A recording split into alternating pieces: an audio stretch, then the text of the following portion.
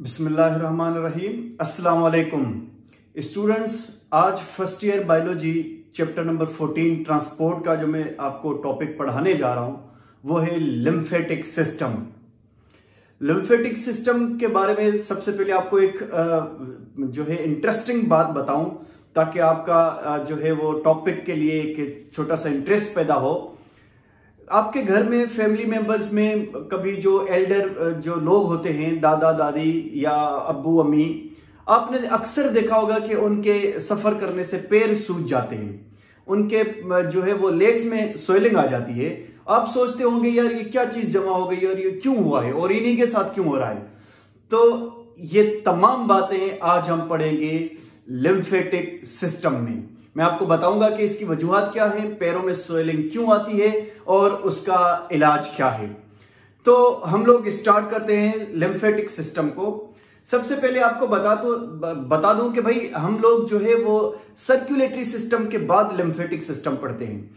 तो circulatory system में मैं इससे पहले आप लोगों को बता चुका हूं कि सर्कुलेटरी सिस्टम में ब्लड होना जरूरी है, ब्लड वेसल्स होना जरूरी है और ठीक उसी तरीके से ब्लड को पंप करने के लिए एक हार्ट का होना, एक मशीन का होना जरूरी है।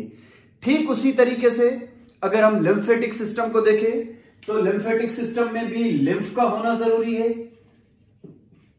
और उसके बाद नंबर सेकंड लिम्फ वेसल्स का होना जरूरी है और लिम्फ को ट्रांसपोर्ट करने के लिए, सर्कुलेट करने के लिए एक पंपिंग मशीन का होना भी जरूरी है और डेफिनेटली वो हार्ट ही होता है, कोई और नहीं है। तो अब सबसे पहले स्टार्ट करते हैं लिम्फ को। स्टूडेंट्स, लिम्फ एक कलरलेस फ्लूइड को कहा जाता है। इसकी सिंपल डेफिनेशन ये है कि ये कलरलेस फ्लूइड है जो कि इंटरस्टेटियल फ्लूइड भी कहलाता है।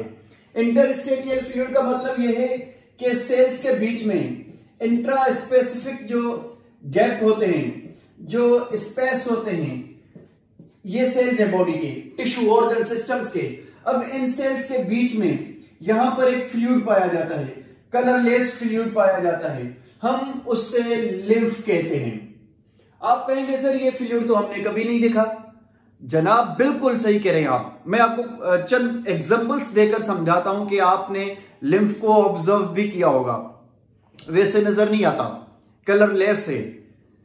कैसे? मिसाल के तौर पर आप किचन में काम कर रहे हैं, कोई गर्म ऑयल का ड्रॉप आपके हाथ पर गिर गया तो आपके हाथ में स्वेलिंग हो जाती है। वहां एक फ्लूइड टाइप, एक लिक्विड टाइप जो है वो फ्लूइड भर जाता है, वो एक्चुअली लिम्फ होता है। या इसके अलावा अगर कहीं कट लग जाता है, इंजरी हो जाती है, वहां पर पस जमा हो जाता है, व्हाइटिश ग्रीनिश कलर का एक फ्लूइड जमा हो जाता है, खास तौर पर अल्सर्स में, पुराने जख्मों में, वो भी एक्चुअली जो है वो लिम्फ होता है। या फिर एक और आपको मिसाल दूं, कहीं पिंपल दाना हो जाता है, हम उससे जब बस्ट करते हैं, हम जब उसे ब्रेक करते हैं, उसमें से जो फ्लूइड निकलता है वो भी लिम्फ होता है। या फिर एक और मिसाल कि जब बड़ी ईद आती है तो उस पर हम जानवरों को ज़िबा करते हैं और आप जब उस गोश्त को पिक करते हैं, आप जब जो है वो उस मीट को पिक करते हैं तो आपके हाथ चिपचिपे हो जाते हैं, गीले हो जाते हैं, वेट हो जाते हैं। आप गोश्त को रखते हैं लेकिन जब आप हाथों को देखते हैं तो हाथों में कोई ब्लड नहीं लगा होता, लेकिन उसके बावजूद हाथ चिपचिपे होते हैं। ऐसे लगता है कि कोई हाथों में कोई चीज लगी हुई है। एक्चुअली वो यही लिम्फ होता है। ये सेल्स के बीच में, टिश्यूज के बीच में ये जो गैप होते हैं, इन गैप में पाया जाता है और इस मटेरियल को, इस इंटरस्टेटियल फ्लूइड को, इस इंट्रास्पेसिफिक फ्लूइड को हम लोग जो है वो लिम्फ कहते हैं। बॉडी के तमाम सेल्स इसमें बाथेड होते हैं। अब ये जो लिम्फ है, आप कहेंगे कि सर इसकी कंपोजिशन क्या है। तो लिम्फ की कंपोजिशन की अगर बात करेंगे तो लिम्फ में ज्यादातर पाया जाता है वाटर के अलावा इसमें पाया जाता है डब्ल्यूबीसी की बहुत सारी टाइप्स पाई जाती हैं। इसमें लिकोसाइट्स पाए जाते हैं और फेगोसाइट्स पाए जाते हैं, मोनोसाइट्स पाए जाते हैं। डब्ल्यूबीसी के बाद इसमें पाए जाते हैं प्रोटीन्स और इसके अलावा इसमें पाए जाते हैं कार्बोहाइड्रेट्स। कार्बोहाइड्रेट्स के बाद हम देखेंगे कि इसमें पाए जाते हैं अमीनो एसिड्स। अमीनो एसिड के बाद हम देखेंगे कि इसमें पाया जाता है एंजाइम्स। एंजाइम्स के अलावा इसमें पाए जाते हैं हार्मोन्स प्लस में और इसके अलावा इसमें पाए जाते हैं बैक्टीरिया और हमारे बॉडी के जो डेड सेल होते हैं, प्लस में डेड सेल ऑफ बॉडी, वो WBC हो, RBC का रॉ मटेरियल हो, सिंपली आप डेब्रिस कह सकते हैं। तो इस तरह का रॉ मटेरियल जो बॉडी में वाफिर हो जाए, जो इधर उधर भटक रहा होता है, वो यहां चला जाता है। तो इस तरह से इस तमाम मटेरियल की कंपोजिशन को हम लोग लिम्फ कहते हैं। याद रखिएगा कि लिम्फ में ब्लड वाली ही तमाम चीजें मौजूद होती हैं except RBC, red blood corpuscle, and plasma proteins, जो बड़ी साइज के प्रोटीन्स होते हैं, वो ब्लड वेसल से जंप करके डिफ्यूज होकर बाहर नहीं आ सकते। RBC, रेड ब्लड कॉर्पस्कल और जो बड़ी साइज के प्रोटीन्स होते हैं, बाकी तमाम चीजें ब्लड वेसल से जंप करके डिफ्यूज करके बाहर आ जाती हैं और लिम्फ बना देती हैं। कैसे? मिसाल के तौर पर अगर यहां पर मैं एक ब्लड वेसल बनाता हूं, ये अगर फर्ज करें एक ब्लड वेसल है, तो अब यहां पर जब ब्लड ट्रांसपोर्ट करेगा like this, in this manner, तो इसमें से चीजें बाहर की तरफ जंप करेंगी। यहां पर वाटर बाहर आ जाएगा, कुछ इस तरफ मॉलिक्यूल चले जाएंगे, प्रोटीन इस तरफ आ जाएंगे, कार्बोहाइड्रेट्स इधर चले जाएंगे, देन छोटे छोटे proteins, then hormones, then enzymes, then और बहुत सारा फ्लूइड होता है। तो ये तमाम चीजें ब्लड से जंप करके लिम्फ बनाती जाएंगी, ये लिम्फ बनता जाएगा और देन ब्लड जो होगा वो सर्कुलेट करके दोबारा जो है वो हार्ट की तरफ चला जाएगा। आप कहेंगे सर ये जो ब्लड है इसमें से ये चीजें डिफ्यूज होकर बाहर आ गई और इन्होंने लिम्फ बना दिया। तो लिम्फ इट मींस कि ब्लड और बॉडी के जो सेल्स होते हैं, टिश्यूज के जो सेल होते हैं, उनके बीच में लिम्फ जो है एक ट्रांसपोर्टर का काम करता है। यहां से ब्लड से चीजें लेकर मटेरियल रिसीव करके सेल्स को प्रोवाइड करता है। तो इस तरह से ये एक बीच का ऐसा मटेरियल है जो कि यहां से चीजें, ब्लड की चीजें सेल्स तक आसानी से डिफ्यूज करवा देता है। अच्छा जनाब, अब ये जो लिम्फ है, आप कहेंगे कि सर ये क्या ये ट्रांसपोर्ट भी करता है? इस सवाल के जवाब में मैं आपको बता दूं कि हजरत अली का फरमान है कि अगर कहीं पानी खड़ा हो जाए, स्टेगनेंट वाटर जिसे कहा जाता है, तो वो स्मेल पैदा कर देता है। ठीक इसी तरीके से अगर ये यहां पर मटेरियल रुका रहा, जो कि बॉडी का मोस्ट प्रोबेबली डेब्रिस होता है, वेस्ट मटेरियल होता है, इसके अंदर लिम्फ के अंदर तो जो है वो आप समझे यूरिक एसिड भी पाया जाता है और इसके अलावा इसमें जो है अमोनिया पाया जाता है और बहुत सारी चीजें, टॉक्सिक मॉलिक्यूल पाए जाते हैं। तो इस तरह अगर ये रुका रहेगा, कार्बन डाइऑक्साइड इसमें पाई जाती है, ऑक्सीजन पाई जाती है, तो सर ये तो फिर स्टेगनेंट वाटर की तरह स्मेल कर देगा, ये तो टॉक्सिक हो जाएगा। एग्जैक्टली, तो इसका ट्रांसपोर्ट करना जरूरी है। तो लिम्फ ट्रांसपोर्ट करता है लिम्फ वेसल के अंदर। पहले छोटी छोटी लिम्फ कैपिलरीज होती हैं, वो टिश्यूज में ब्लाइंडली बहुत ही थिन माइक्रोस्कोपिक होती हैं, टिश्यूज के अंदर पेनिट्रेट होती हैं। वो तमाम लिम्फ कैपिलरीज आपस में मर्ज होकर एक लिम्फ वेसल बनाती हैं लाइक दिस, और लिम्फ उसमें ट्रांसपोर्ट करता है। आप कहेंगे कि सर अगर लिम्फ ट्रांसपोर्ट करता है इट मींस लिम्फ की वेसल होनी चाहिए। एग्जैक्टली लिम्फ वेसल्स होती हैं बॉडी के अंदर, और वो वेसल्स उनके अंदर वॉल्स मौजूद होते हैं इस तरह से कि अगर लिम्फ इस तरफ ट्रांसपोर्ट कर रहा है तो वो बैकवर्ड फ्लो ना कर सके, लिम्फ का बैकवर्ड फ्लो जो है वो ना हो, इसलिए यहां पर वॉल्स मौजूद होते हैं, सेमी सर्कुलर वॉल्स होते हैं जो लिम्फ को सिर्फ आगे की तरफ फॉरवर्ड करते हैं। आपको मजे की बात बताऊं कि इस लिम्फ वेसल्स ये जो मौजूद है हमारी बॉडी में, पूरी बॉडी के अंदर ये मौजूद होता है लिम्फ और लिम्फ वेसल्स, एक्सेप्ट ब्रेन, सिवाय दिमाग के, सिवाय ब्रेन के, सेंसिटिव है। वहां इस बॉडी के ड्रेनेज सिस्टम के जाने की जरूरत नहीं है, यहां इस बॉडी के डेब्रिस के जाने की जरूरत नहीं है, इतना ज्यादा ब्रेन सेंसिटिव होता है। तो यहां चेहरे तक, नेक तक, पूरी बॉडी में ये लिम्फ और लिम्फ वेसल्स मौजूद होती हैं, उनके अंदर ये ट्रांसपोर्ट करता रहता है लिम्फ, और कहीं कहीं पर लिम्फ नोड आ जाते हैं, आप इसे नोड कहते हैं, दिस इज लिम्फ नोड।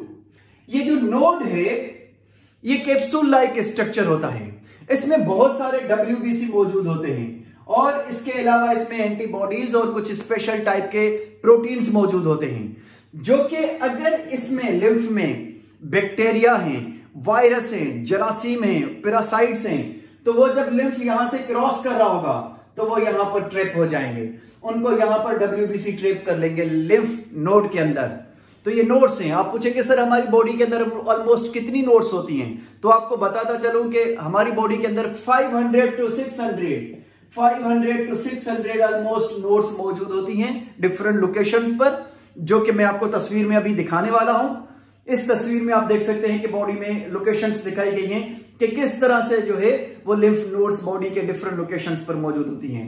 तो जनाब ये नोड्स अगर यहां से भी लिम्फ क्रॉस करके आगे जब गया और उसमें स्टिल बैक्टीरिया मौजूद है या पैरासाइट मौजूद हैं, तो फिर आगे कैंटोमेंट आ जाते हैं, आगे की तरफ बड़े ऑर्गन आ जाते हैं, जैसे इनको मैं चौकियां कहता हूं। ये फौज या पुलिस की चौकियां हैं, छोटी चौकियां हैं।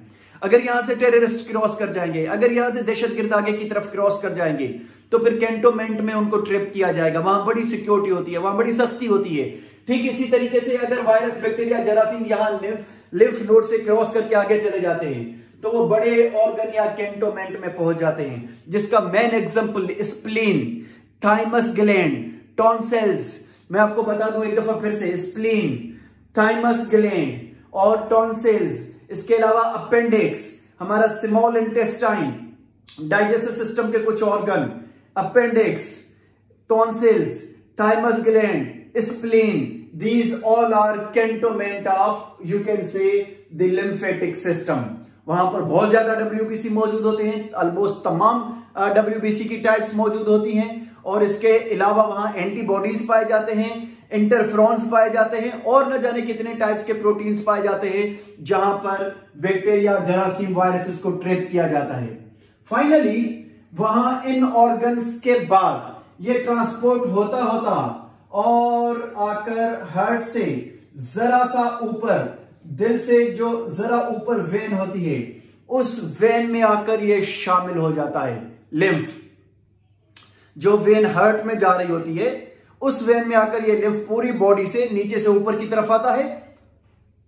आते आते नोड में से होता हुआ spleen, thymus gland, tonsil, small intestine, appendix, इन तमाम ऑर्गन से होता होता और फिर इस वेन के अंदर चला जाता है जो हार्ट में जा रही होती है।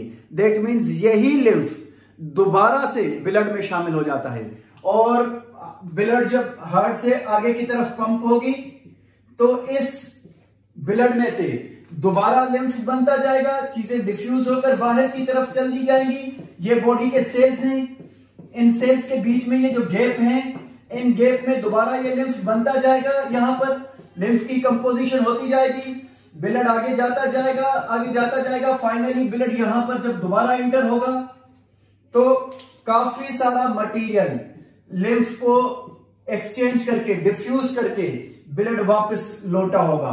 ठीक इसी तरीके से लिम्फ भी पूरी बॉडी में से सर्कुलेट होता होता यहां पर लिम्फ वेजल्स के जरिए नोड में से होता होता और थाइमस ग्लैंड, स्प्लीन में से होता होता फाइनली इसी ब्लड वेन में आकर शामिल होता है और फिर दिल में शामिल हो जाता है, ब्लड बन जाता है। तो सेम सर्कुलेशन चल रही है इसकी, और फिर ये दोबारा से शामिल हो जाता है ब्लड के अंदर। स्टूडेंट्स, मैं आपको बता दूं कि लिम्फ के 3 मेन फंक्शंस हैं, मेजर फंक्शंस हैं। सबसे पहले इसका मेजर फंक्शन ये है कि ये बॉडी का ड्रेनेज कहलाता है। This is the drainage system of body, because कि इसके अंदर ऑलमोस्ट बॉडी का डेब्रेस, वेस्ट मटेरियल, रॉ मटेरियल मौजूद होता है, जो बॉडी में सर्कुलेट कर रहा होता है और प्रॉपर अपने अपने ऑर्गन सिस्टम तक पहुंचना होता है। तो इसलिए इसे साइंटिस्ट ने ड्रेनेज सिस्टम कहा है बॉडी का, और इसलिए ये दिमाग में भी मौजूद नहीं। दूसरे नंबर पर ये डिफेंस करता है, बॉडी का डिफेंस में इन्वॉल्व है, इम्यून सिस्टम में इसका रेस्पॉन्स है। वाई? बिकॉज के इसमें WBC मौजूद होती हैं, प्लेटलेट्स मौजूद होते हैं, WBC के बहुत सारे टाइप्स मौजूद होते हैं, तो इसलिए it is also involve in the, we can say, the immune system और the defence system of body. तीसरे नंबर पर इसका जो फंक्शन है वो ये है कि भाई हमारे बॉडी के अंदर स्मॉल इंटेस्टाइन में विलाय स्ट्रक्चर होते हैं। इन विलाय स्ट्रक्चर में जो है वो डाइजेस्टेड फूड एब्जॉर्ब होता है ब्लड में, तमाम चीजें ब्लड में एब्जॉर्ब हो जाती हैं सिवाय फैट के या लिपिड के। फैट ये कहता है कि भाई मैं जो है वो ब्लड से ज्यादा डेंस हूं, तो इसलिए मैं ब्लड को ज्वाइन नहीं करूंगा, मैं ब्लड में डिफ्यूज नहीं होगा, मैं ब्लड से ज्यादा गाढ़ा हूं, ज्यादा डेंस हूं। तो भाई फैट या लिपिड को एब्जॉर्ब करने के लिए विला स्ट्रक्चर के अंदर लेक्टिल नाम की एक वेसल होती है, लेक्टिल लिम्फ वेसल होती है, लेक्टिल नाम की, वो फैट को एब्जॉर्ब करती है। एब्जॉर्ब करने के बाद एमल्सिफिकेशन करने के बाद लिपिड को ब्रेक करने के बाद फैट को बाद में ब्लड को जो है ये चीजें ट्रांसपोर्ट करके फैट या लिपिड के मॉलिक्यूल को पहुंचाया जाता है। तो इस तरह से 3 फंक्शन है लिम्फेटिक सिस्टम के मेन। सबसे पहला फंक्शन मैंने आपको बताया कि ये बॉडी का ड्रेनेज सिस्टम है। दूसरे नंबर पर मैंने आपको बताया कि ये बॉडी के इम्यून सिस्टम में इन्वॉल्व है because of presence of WBC।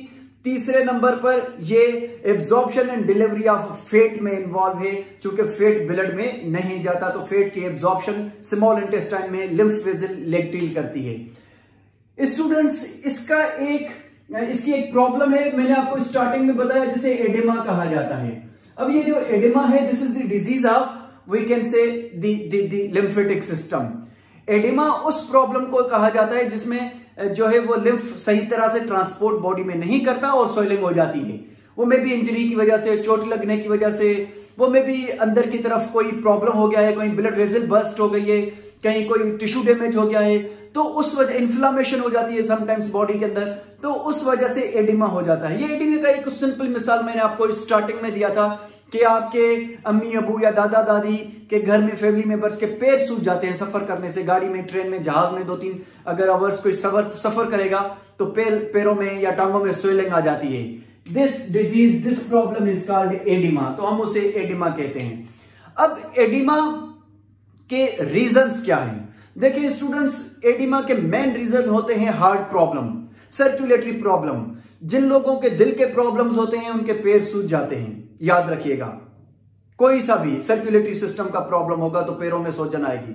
दूसरा कि भाई अगर उनको किडनी प्रॉब्लम्स होंगी, अगर उनको रेनल सिस्टम के इश्यूज होंगे किडनी से रिलेटेड, तो भी पैरों में स्वेलिंग आ जाएगी, उनके जो है इन्फ्लामेशन रहेगी, उनमें भी एडिमा का इश्यू रहेगा।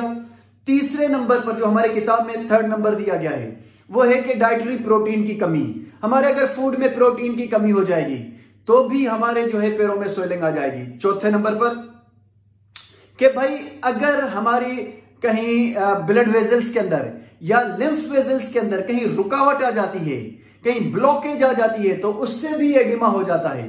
और 5वें नंबर पर कि भाई नेमेटोड्स इसको ब्लॉक कर देते हैं, और जब नेमेटोड्स वर्म्स हैं, राउंड वर्म्स जिनको कहा जाता है, chapter number 10 first year kingdom Animalia के अंदर फाइलम नेमाटोडा, राउंड वर्म्स, नेमाथेलेमंथस जिनको हम पढ़ते हैं, तो नेमाथेलेमंथस नेमेटोड्स अगर हमारे कहीं बॉडी में अंदर चले जाते हैं, समटाइम्स इंसेक्ट उनके वेक्टर होते हैं उनके जरिए पहुंच जाते हैं, समटाइम्स किसी इंजरी वगैरह के जरिए अंदर अगर दाखिल हो जाते हैं, उनके एग वगैरह या वो खुद ही अंदर दाखिल हो जाते हैं, तो वो फिर लिम्फेटिक सिस्टम को ब्लॉक कर देते हैं, फिलरियासिस हो जाती है उसे, तो उससे भी लिम्फेटिक सिस्टम जो है वो ब्लॉक हो जाता है। तो इस तरह से ये 5 वजूहात थी जिनका सबब था एडिमा। एडिमा से कोई खुद खतरनाक बीमारी नहीं है कि जिससे हम परेशान हो जाएं कि ये मौत मारे, फेटल है, लेकिन एडिमा का होना दूसरी बीमारियों की निशानी है जो मैंने अभी आपको डिस्कस की। तो अगर आप एडिमा से बचना चाहते हैं, लिम्फेटिक सिस्टम के प्रॉब्लम से बचना चाहते हैं, तो एक्सरसाइज करें, हेल्दी रहें, अच्छा खाना खाएं, ग्रीन लीफी वेजिटेबल्स खाएं, फ्रूट्स खाएं, इम्यून सिस्टम को स्ट्रॉन्ग करें। और जब तक आप हैवी एक्सरसाइज नहीं करेंगे, भागने दौड़ने वाली एक्सरसाइज नहीं करेंगे, आपका लिम्फेटिक सिस्टम ब्लॉक रहेगा। Thank you so much. Pakistan जिंदाबाद।